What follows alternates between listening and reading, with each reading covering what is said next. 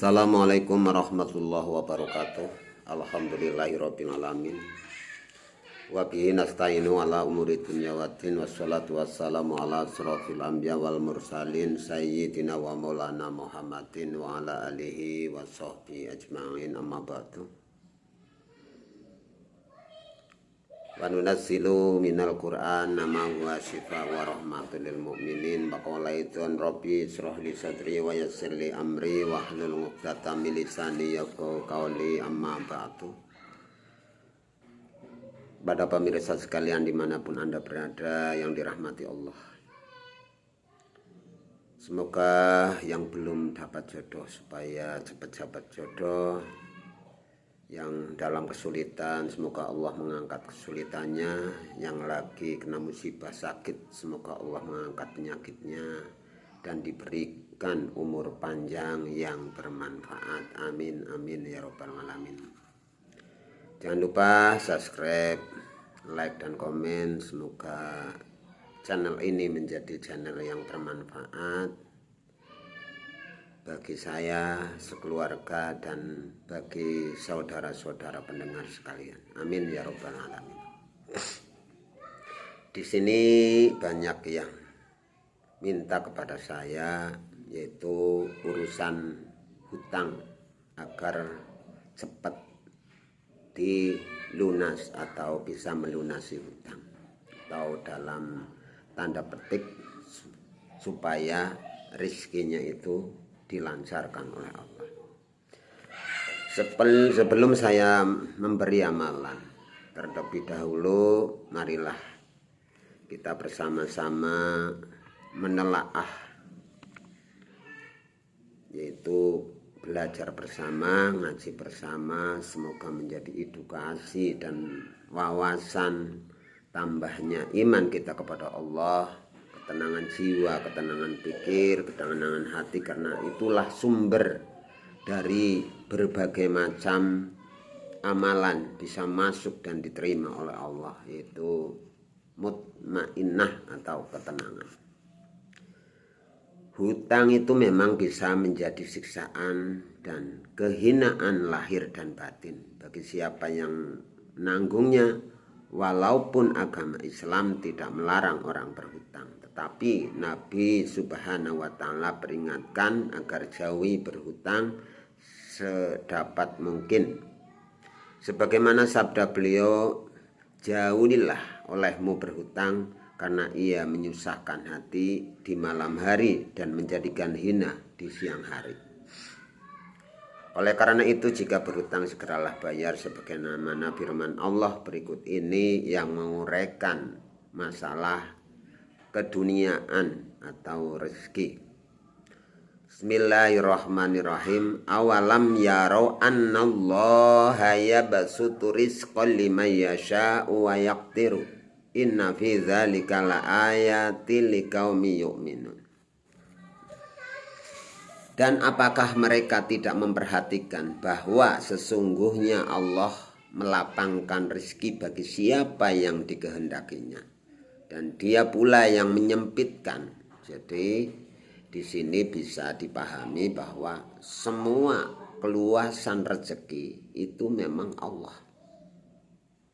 Tapi diri manusialah yang mau berusaha.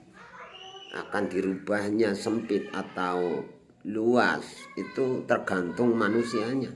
Kalau diam ya tidak bisa dapat apa-apa. Kita diberi akal, pikiran, mata, anggota badan, kesehatan, itu untuk ikhtiar. Jadi wujud dari lapang dan sempit itu tergantung manusia, tapi Allah lah yang menentukan. Tapi dengan perubahan Allah pasti akan berubah. Itu janji Allah. Kita mengutip dari surat Al-Kausar, inna a'toina kal kausar. Inna satuhune ingsun, satemene ingsun iku a'toina wis paring sapa ingsun al-kausara, ing kenikmatan yang besar sudah diberikan. Berarti kita tinggal mewujudkan, menikmati apapun yang diberikan oleh Allah dengan jalan disyukuri. Karena dengan jalan syukur la azidanakum, bahwasanya tambahnya nikmat Allah akan dilipat gandakan kepada kita. Itu janji Allah.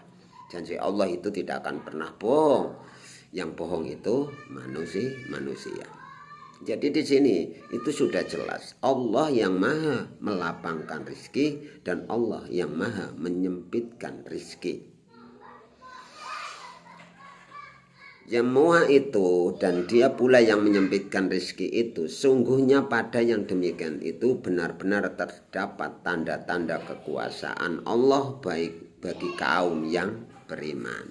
Jadi bagi kaum yang beriman atau percaya itu yakin bahwa sesungguhnya Allah maha menentukan. Tapi paling tidak apabila manusia itu mau merubah pikiran, pola hidup, ketenangan pikir, ketenangan hati, agar supaya apa? Kita qoribu minallah.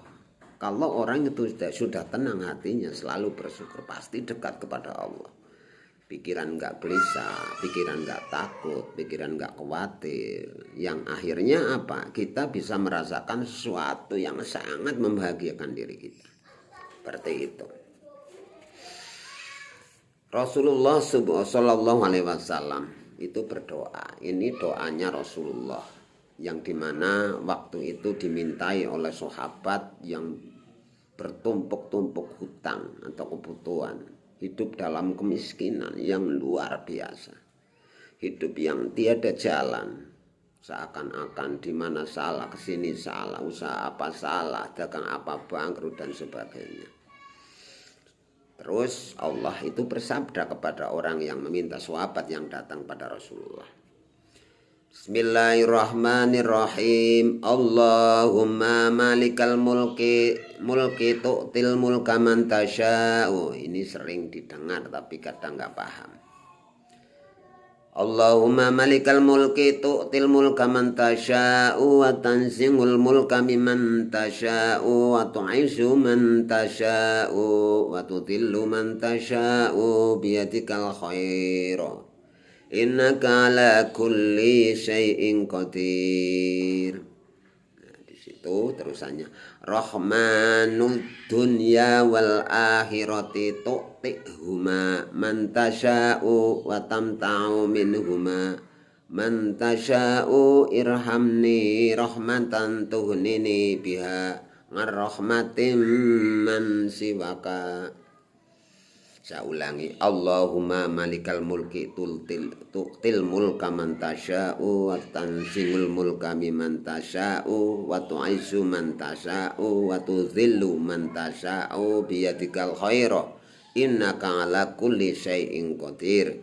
Rahmanud dunya wal akhirati tu'tihuma man tasya'u wa tamta'u minhuma man tasya'u irhamni rahmatan tuhnini biha ngarrahmatim man siwaka. Isinya apabila mau berdoa seperti itu, maksud dari tujuan permintaan kepada Allah itu sebagai berikut.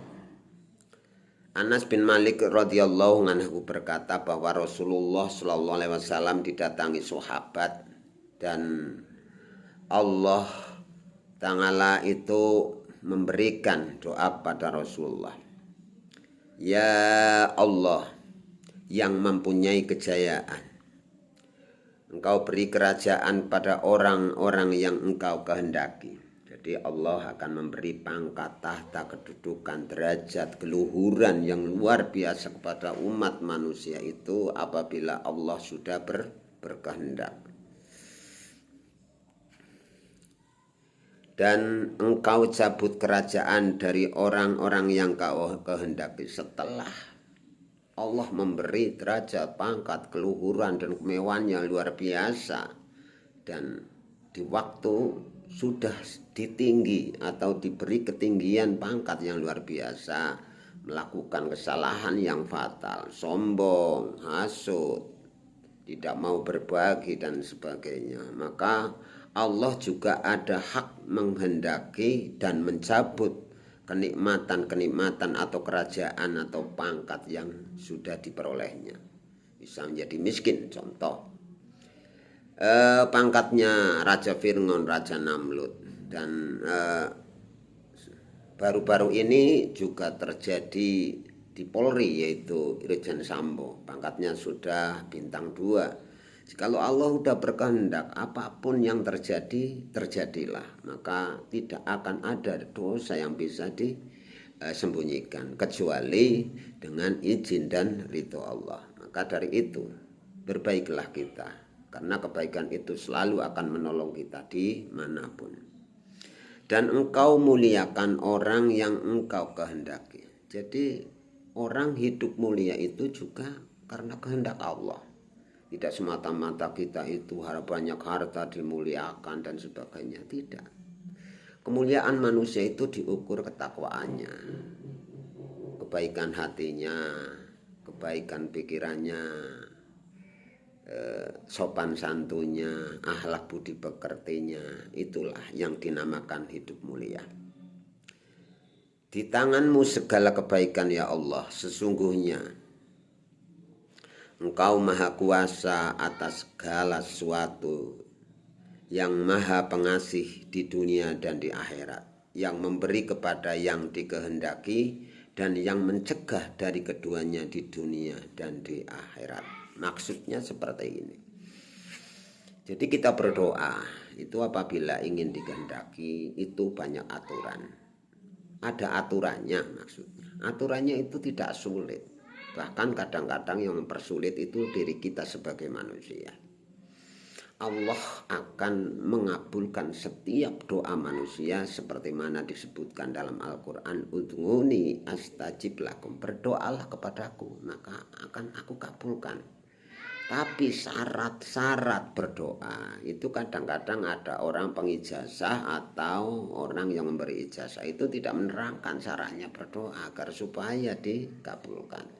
Satu, itu istiqomah atau rutin. Bisa 1 kali, 2 kali, yang penting rutin. Jangan sekali amalan itu banyak tapi nanti libur lama enggak mengamalkan. Yang terpenting itu sekuat kita, jangan dipaksakan. Kita mampunya cuma 3 kali, 2 kali, 3 kali, 7 kali atau 11 kali, yang baik itu ganjil, itu enggak masalah. Yang penting istiqomah. Apabila kita istiqomah, pasti alamatul ijabah, akan diberi ijabah atau dikabulkan oleh Allah. Tapi caranya yaitu selalu bersyukur. Bersyukur itu kategori berlawanan dengan kufur atau ngersulo. Ya Allah, cerita ngelongso, cerita karo tonggo, atau bercerita dengan tetangga, mengadu keresahan, kesusahan dan sebagainya. Itu cuma membawa kita jauh dengan Allah. Jadi apabila kita sedang tertimpa musibah, sholatlah 2 rakaat kepada Allah. Tenangkanlah pikiran, tenangkanlah hati. Pasti akan datang suatu pertolongan dari manapun. Apalagi kita sebagai hamba Allah yang sudah dijamin, yang sudah diberikan segalanya, tinggal mengambil. Caranya itu kita harus selalu bersyukur, beribadah, tidak dipaksakan, sekuatnya, setekane, cara bahasa Jawane. Kepada yang dikehendaki, kasihanilah kami dengan balas kasih yang mencukupi kami dan rahmatmu ya Allah,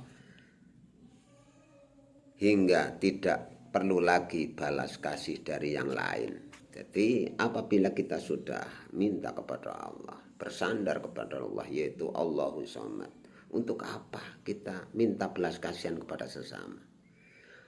Sama itu akan mengasihi kita. Itu adalah Allah yang maha menggerakkan. Jadi semua itu Allah.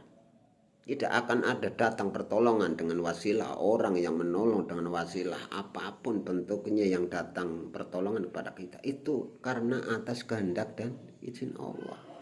Jadi manusia datang menolong kita, manusia itu berbuat baik kepada kita, itu juga namanya pertolongan Allah. Jadi janganlah kita itu sendiri dibuat susah oleh tingkah laku atau pikiran kita itu sendiri sehingga hidup kita itu tersiksa. Begitulah kiranya ya. Dan dalam cerita ini adalah semua ini dirangkum oleh doa tadi. Itu adalah doa agar Allah secepatnya mendatangkan kita itu bisa nyaur hutang apabila yang punya hutang, agar supaya Allah cepat mencukupi kita dari kebutuhan apapun yang kita butuhkan sebagai insan yang hidup di dunia. Jadi yang penting itu amalan itu, berdoa itu rutin, itu istiqomah. Kalau tidak siang malam itu baiknya itu diamalkan. Dan Allah juga memberi doa lagi agar supaya kita itu benar-benar bisa hidup bahagia. Memberi saran yang dimana kita bisa menjadi orang yang berguna bagi siapa? Keluarga dulu, diri sendiri dulu. Terus setelah diri sendiri itu dibuat bahagia, dibuat baik pikiran dan hatinya, selalu memperbaiki diri dengan mengetahui ilmu-ilmunya Allah, yang dimana pemahaman ilmu itu sendiri menjadikan liyazdatu imanan, bisa menjadi tambahnya iman kita kepada Allah. Maka dari itu kita harus benar-benar menata pikiran dan hati kita. Abu Sa'id Al-Khudri radhiyallahu anhu berkata bahwa suatu hari Rasulullah Shallallahu alaihi wasallam masuk ke masjid, tiba-tiba mendapati seorang dari Ansor bernama Abu Umamah. Lalu beliau bertanya, "Wahai Abu Umamah, saya lihat engkau duduk di masjid, sedang sekarang ini bukan waktu sholat." Abu Umamah menjawab, "Sedih merundung kami karena kami punya hutang yang banyak ya Rasulullah." Rasulullah terus bersabda atau memberi doa kepada Umamah itu, "Apa tidak sebaiknya saya ajarkan kepadamu kata-kata yang jika engkau ucapkan, dihilangkan oleh Allah sedihmu dan dilunaskan oleh Allah semua hutangmu. Ucapkanlah jika engkau berada di waktu pagi dan sore. Ya Allah, aku berlindung kepadamu dari sedih dan susah. Dan aku berlindung kepadamu dari lemah tak berdaya dan malas tak upaya." Maksudnya malas tak upaya itu kita mau ngapa-ngapain malas, daya kekuatannya itu tidak ada karena tidak dapat pertolongan dari Allah. Kita itu rasanya malas ibadah, malas apapun, malas bekerja, malas, pengennya tidur di rumah dan sebagainya. Dan aku berlindung kepadamu dari sifat penakut dan kikir atau pelit. Seperti contoh, orang menonton YouTube disuruh subscriber aja gratis, itu aja enggan. Jadi itu contoh-contoh orang yang pelit. Dan aku berlindung kepadamu dari tenggelam di dalam hutang dan dari tekanan-tekanan keresahan orang. Yaitu wujud doanya, wujud artinya seperti itu doanya, Allahumma inni a'udzubika minal hammi wal hazan wa a'udzubika minal ajzi wal kasal wa a'udzubika minal jubni wal bukhl wa a'udzubika min ghalabati taini wa qahri rizal. Itu doanya.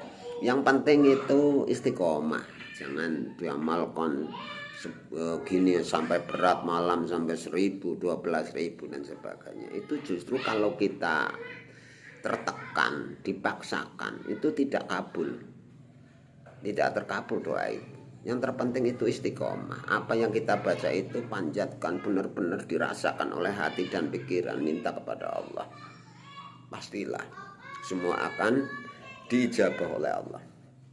Selain doa-doa tersebut di atas, baik pula kita membaca doa tasbih mohon dilepaskan dari kedukaan karena hutang sebagai berikut. Jadi tadi itu ada dua pilihan doa, yang pertama dan yang kedua. Dan ini yang keempatnya. Subhanal munaffis ngangkulli madyunin, subhanal mufarriji ngangkulli mahzunin, subhana man kana amruhu bainal kafi wan nuni, subhana man idza arada syai'an ayyakula lahu kun fayakun ya mufarrijil humum wa ya hayyu ya qayyum salli wa sallim ala sayyidina Muhammadin wa ala alihi sayyidina Muhammad wa ala alihi wa sahbihi wa salim. Maha suci Tuhan yang melepaskan orang yang berhutang. Maha suci Tuhan yang melapangkan orang yang berduka cita. Maha suci Tuhan yang adalah urusannya terletak antara huruf kaf dan nun. Maha suci Tuhan yang apabila menghendaki sesuatu itu berkata jadikanlah, lalu terjadi, kun fayakun. Ya Allah Tuhan yang melapangkan segala kedukaan, yang Allah Tuhan yang maha hidup dan berdiri sendiri. Semoga Engkau limpahkan sholawat dan salam atas penghulu kami Nabi Muhammad SAW berserta keluarga dan sahabat sekalian. Jadi kita itu manusia itu hayatul idhofiyah, hidup yang bersandar, tidak bisa apa-apa tanpa kekuatan Allah. Kita melihat pun tidak bisa, ada matanya tidak bakal bisa melihat. Kenapa? Kekuatan dicabut. Kita ada telinganya, kalau sudah dicabut pendengarannya pasti tidak bisa mendengar. Kita ada mulut, kalau sudah dicabut kekuatannya mulut, yakin kita tidak bisa berbicara apa-apa. Kita ada akalnya, kalau Allah sudah menjabut kenikmatan akal, pastilah kita tidak bisa berpikir. Maka di jalan bisa telanjang jalan-jalan, kan seperti itu. Makanya kita harus selalu rutin berdoa kepada Allah. Jangan sombong, sok kuat, sok pinter, sok benar. Yang lain itu salah semua, yang paling benar itu saya. Jangan seperti itu. Kita manusia itu harus saling menghargai, saling menghormati. Supaya apa? Supaya kita juga dihormati oleh Allah. Karena apa yang kita tanam, pasti kita akan menuai hasilnya. Apapun itu perbuatannya. Jadi jangan sok, karena sesuatu yang disombongkan itu sendiri, yang rugi itu kita sendiri. Jangan sok pintar, kita benci kepada sesama. Melihat channel YouTube, kita komentar yang tidak baik, yang tidak kita sukai, sepuasnya kita hina, semaunya kita dengki, kita benci. Jangan seperti itu, yang rugi itu kita, bukan siapa-siapa. Maka berkomentarlah yang baik, karena komentar yang baik itu sendiri bisa membimbing pikiran hati kita itu sendiri tambah dekat kepada Allah. Sudahlah, kita hentikan suatu yang tidak baik. Dari doa-doa 5-4 itu tadi boleh dipilih salah satunya, agar supaya kita itu bisa terlepas dari hutang dan kebutuhan apapun terus dicukupi oleh Allah. Dari saya tidak saya panjang-panjangkan. Yang terpenting semoga bermanfaat buat kalian semua. Dari saya pribadi mohon maaf lahir dan batin. Usikum nafsi bitaqwallah wallahu muwaffiq ila aqwamit thoriq. Kebenaran adalah milik Allah, kesalahan itu milik manusia. Usikum nafsi bitaqwallah wallahu muwaffiq ila aqwamit thoriq. Ihdinas siratal mustaqim. Wassalamualaikum warahmatullahi wabarakatuh.